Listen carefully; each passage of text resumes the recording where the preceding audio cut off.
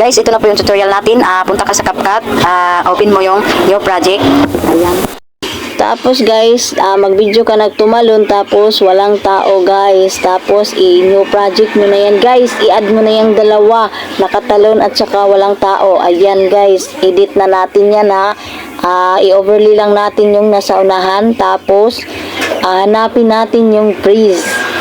Ayan guys, itapat natin sa tumalon ka.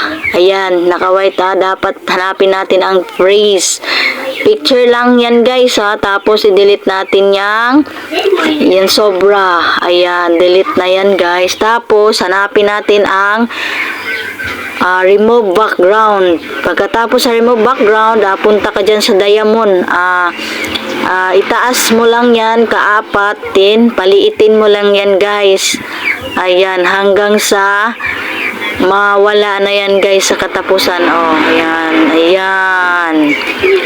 Then, i-delete pa natin yung last din. I-try natin. Ayan, di ba? Nawala na. Tapos, i-export natin guys. Export natin. Tapos, i-done mo yan guys. Then, pwede mo na yan i-post. Thank you for watching. Follow, like, and share.